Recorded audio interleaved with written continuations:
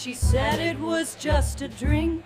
I stayed silent and uncovered everything. She told me she was going out. I didn't raise my voice.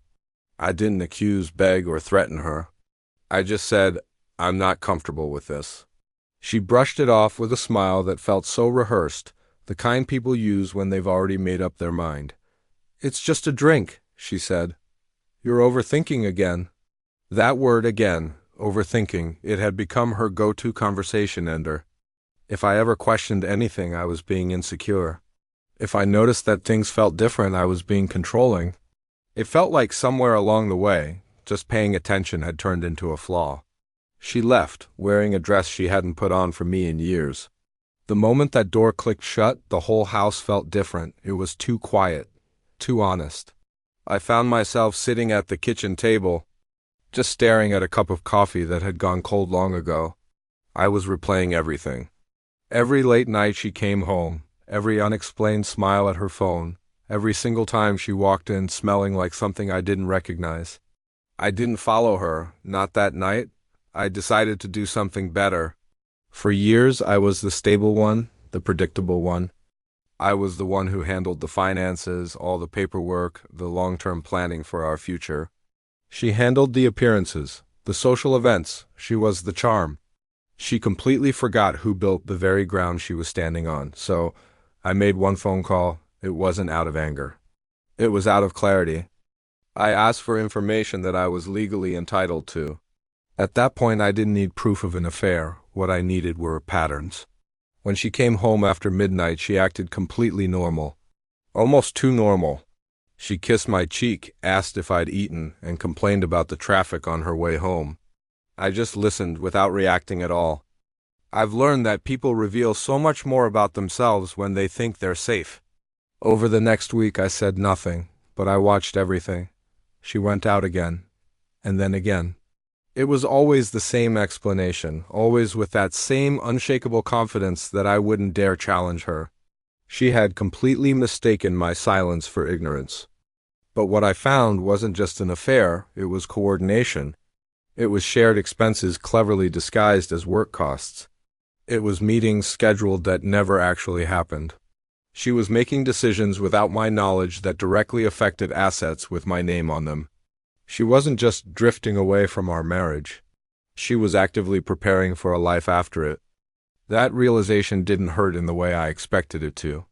It actually steadied me. It gave me a strange sense of calm. So I quietly documented everything. I took screenshots. I saved bank statements. I built detailed timelines. I didn't confront her because confrontation is what careless people do. What I wanted was control. The turning point came when she asked me to sign something. A simple form, she said, just routine paperwork. But I read every single line. She didn't even notice. She never thought I would. That document would have transferred a huge amount of financial responsibility to me without any of the authority. All of the risk, with none of the access. It was a clean move, professional. It was designed to protect everyone involved except for me. And that's when I finally understood. This wasn't some emotional confusion on her part. This was deliberate. This was a plan. I scheduled it with people who understand consequences. I went in and I didn't accuse anyone of anything. I just presented facts. Calmly, clearly, with zero emotion. You see, systems don't care about love or hurt feelings. They only care about evidence. When the first call came to her from her work, she thought it was just a mistake. By the third call, her confidence finally started to crack. She came to me, panicked, and asked what was happening, and I told her the truth. I told her that I knew everything. That I had known for a while now, and that I wasn't angry. I was just done being underestimated. First, she cried. Then she blamed me. Then she tried to negotiate, but none of it worked. The man she'd been seeing disappeared from her life overnight. People like him always do when accountability finally shows up. Her career stalled. Not because I destroyed it, but because it had been built on a foundation of assumptions that just weren't true anymore. At home, the tension became unbearable. It wasn't loud. It was heavy. It was like living inside a question that neither of us wanted to ask out loud. We separated quietly. Our friends were surprised by how calm and civil it all was. They expected shouting, drama, and everyone taking sides. I didn't chase her. I didn't beg her for an explanation. I didn't ask for closure. Closure is something you have to give yourself when you stop needing answers from people who lied to you. Months later, she tried to talk. She said she missed the stability. She said she didn't realize what she was risking. She said she never thought I'd actually leave. And that was probably the most honest thing she had said in years. I wished her well, and I truly meant it. Not because I forgave everything, but because I was no longer carrying the weight of it. Life became simpler after that. Quieter, stronger. I started sleeping better. I could focus at work. I rebuilt routines that belonged only to me.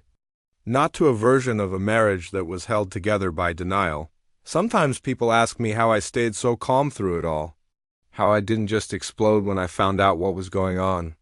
And the answer is simple. I didn't need to win an argument. I needed to reclaim my dignity. And that doesn't happen in bars or in loud confrontations or in shouting matches. It happens the moment you stop explaining your worth to someone who has already decided not to see it. She thought ignoring my warning meant that I was powerless. But what it really meant was that I was finally paying attention. Thanks for watching. If this story resonated with you, consider subscribing for more content. Take care.